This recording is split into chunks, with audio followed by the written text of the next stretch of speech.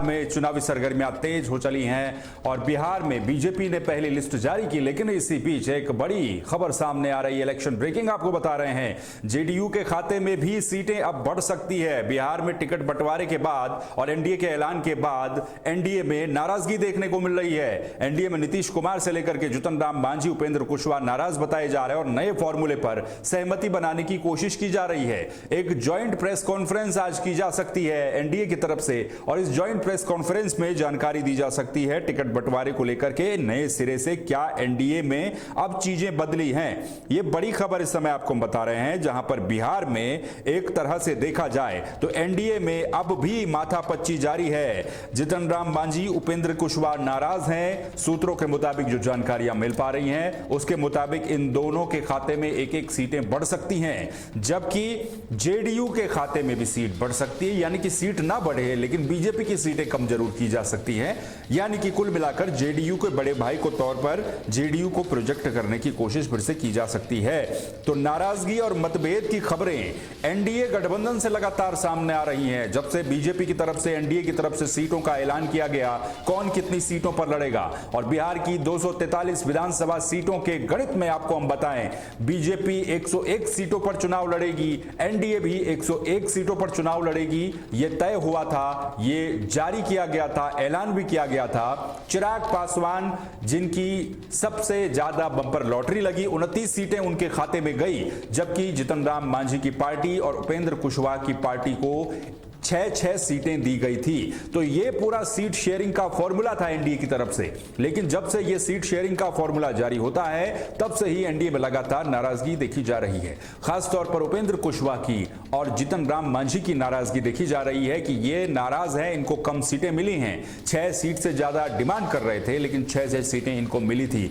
इसके अलावा खबरें यह भी आई कि नीतीश कुमार भी नाराज बताए जा रहे हैं। जेडीयू की जिस तरीके से सीटें काटी गई 2020 की तुलना में, उससे नीतीश कुमार नाराज बताए जा रहे हैं। और कुछ सीटें ऐसी हैं जहां पर माथापच्ची ज्यादा इसलिए भी हुई कि एनडीए गठबंधन चाहता था, एनडीए में जेडीयू चाहती थी कि उन सीटों पर हमारे कैंडिडेट लड़ें, बीजेपी चाहती थी हमारे लड़ें, लेकिन सीटें कुछ चली गई चिराग पासवान के खाते में, कुछ चली गई बीजेपी के खाते में। अब उन सीटों को जेडीयू अपनी तरफ लाना चाहता है, इसको लेकर के ही नाराजगी कई सीटों पर बनी हुई थी, जिसका सोल्यूशन निकालने के लिए अब गृह मंत्री अमित शाह, जो बीजेपी के चाणक्य माने जाते हैं, जिनको कहा जाता है बीजेपी के चाणक्य हैं, उन्होंने बिहार में मोर्चा संभाल लिया है। एक तरह से दिल्ली में हाई लेवल मीटिंगें लगातार चल रही हैं। आज एक और मीटिंग होनी है और इसके बाद अनुमान है कि एक ज्वाइंट प्रेस कॉन्फ्रेंस एनडीए की तरफ से बुलाई जाएगी, जिसमें अगर सब कुछ ठीक रहा तो एनडीए में सहमति बन जाएगी और जल्द ही नए फॉर्मूले पर सहमति बनाई जाएगी और बुधवार को संयुक्त प्रेस कॉन्फ्रेंस करके इन सीटों की आधिकारिक घोषणा की जा सकती है।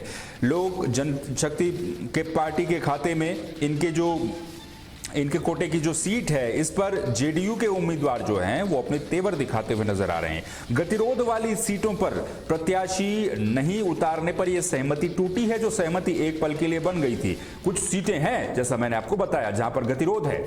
2020 का विधानसभा चुनाव देखेंगे तो वहां पर आप पाएंगे कि बहुत सारी सीटें ऐसी हैं जहां पर जेडीयू के कैंडिडेट अगर जीते तो दूसरे नंबर पर वहां पर चिराग पासवान के कैंडिडेट रहे, और जहां पर चिराग पासवान के कैंडिडेट जीते वहां पर जेडीयू के कैंडिडेट दूसरे नंबर पर रहे। यानी कि इन दोनों के बीच में सीधी टक्कर थी और उन्हीं सीटों को लेकर के नाराजगी है। जो नया फॉर्मुलेशन होगा, जो नए सिरे से निर्धारण किया जा रहा है सीटों का, उसके मुताबिक जीतन राम मांझी और उपेंद्र कुशवाहा के हिस्से की जो सीटें हैं वो बढ़ने की उम्मीद जताई जा रही है। इसके अलावा जो जेडीयू है, यानी कि नीतीश कुमार की खुद की पार्टी है, ये अनुमान भी है कि जेडीयू फिर से बड़ा भाई बन सकती है। यानी कि बीजेपी की कुछ सीटें, चिराग पासवान की कुछ सीटें कम करके उपेंद्र कुशवाहा, जीतन राम मांझी के खाते में चली जाएंगी, तो जाहिर सी बात है कि जेडीयू की सीट ज्यादा रहेगी, एक सीट ज्यादा रहेगी संभवतः, और जेडीयू फिर से बड़ा भाई बन जाएगा, जिस पर हम लगातार बात कर रहे हैं। और बहुत सारे राजनीतिक विश्लेषकों का यह मानना भी है कि कैसे बिहार में जेडीयू धीरे धीरे हाशिए पर आती चली गई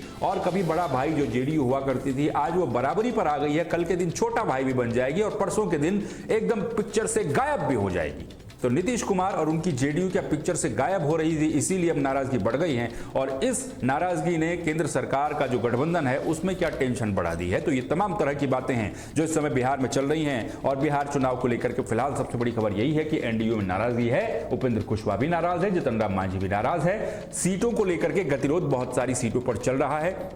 चिराग पासवान की पार्टी से संभवतः सीटें कम होने का अनुमान है, बीजेपी से एक आध सीट कम होने का अनुमान है और ये कम सीटें जाएंगी जो लोग नाराज हैं उनके खाते में। तो नया जो सीटों का निर्धारण है वो नए तरीके से किया जा सकता है, लेकिन इसमें ज्यादा परिवर्तन नहीं होगा, कुछ सीटों का परिवर्तन होगा और संभवतः एक ज्वाइंट प्रेस कॉन्फ्रेंस करके आज ये ऐलान कर दिया जा सकता है कि किस तरह से बिहार में चुनाव लड़ा जाएगा एनडीए की तरफ से। दूसरी तरफ महागठबंधन की तरफ से भी अभी ऐलान नहीं किया गया, वहां से भी उम्मीद है कि आज कुछ ऐलान हो और महागठबंधन का भी ऐलान न करना, यहां भी पशोपेश की स्थिति होना, यह भी क्या कुछ तीसरे समीकरण भी बना सकता है, इस पर भी नजरें लगातार बनी हुई है।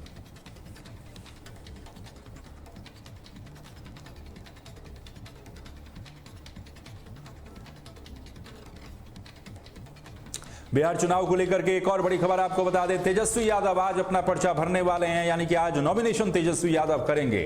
संभवतः महागठबंधन की तरफ से सीएम फेस एक तरीके से तेजस्वी यादव को देखा जा रहा है और दावेदार भी बड़े मजबूत हैं सीएम फेस के गठबंधन की तरफ से। तो तेजस्वी यादव आज नामांकन भरेंगे और आज वो राघोपुर सीट से क्योंकि चुनाव लड़ रहे हैं तो आज वो नामांकन भरेंगे। एक और चुनावी बड़ी खबर आपको बता रहे हैं, वैशाली में वो 11 बजे अपना नामांकन पत्र दाखिल करने वाले हैं। आरजेडी के कई दूसरे बड़े चेहरे भी आज नामांकन अपना करने वाले हैं और इस नामांकन पर लगातार नजरें भी बनी हुई हैं। एक तरफ महागठबंधन की तरफ से अभी तक स्थिति क्लियर नहीं की गई है, तो वहीं दूसरी तरफ तेजस्वी यादव का नॉमिनेशन आज फाइल किया जाएगा।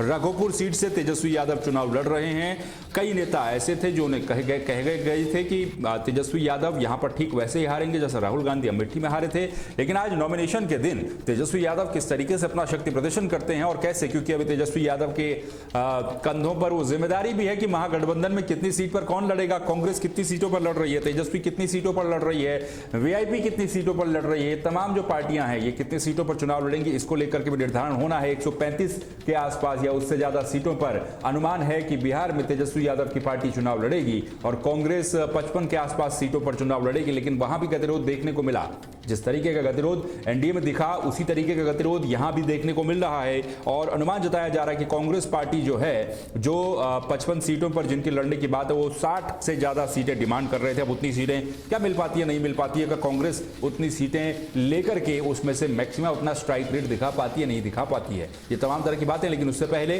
तेजस्वी यादव आज अपना नामांकन दाखिल करेंगे। अब ये देखना बड़ा दिलचस्प होगा कि उनके नॉमिनेशन में कौन कौन से आरजेडी के और कांग्रेस के नेता उनके साथ शामिल रहते हैं।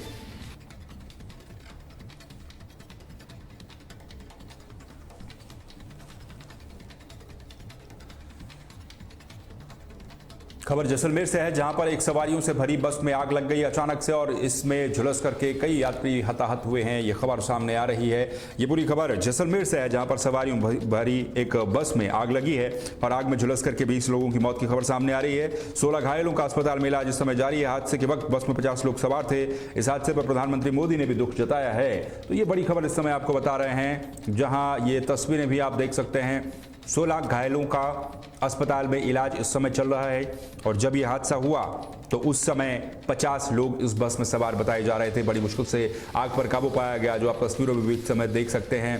फायर ब्रिगेड की टीम ने आग पर काबू पाया और जैसलमेर से खबर है, जहां पर सवारियों से भरी बस में अचानक से आग लग गई और इस आग में झुलस करके 20 लोगों की मौत की खबर फिलहाल एक दुखद खबर सामने आ रही है। इस घटना पर प्रधानमंत्री मोदी ने भी दुख जताया है। 16 घायलों का इस समय अस्पताल में इलाज जारी है। तो ये बड़ी खबर और बड़ा अपडेट इस समय आपको बता रहे हैं, जहां एक तरीके से कहा जाए बड़ी दुखद खबर, जहां पर इस हादसे पर पीएम मोदी ने भी दुख जताया है।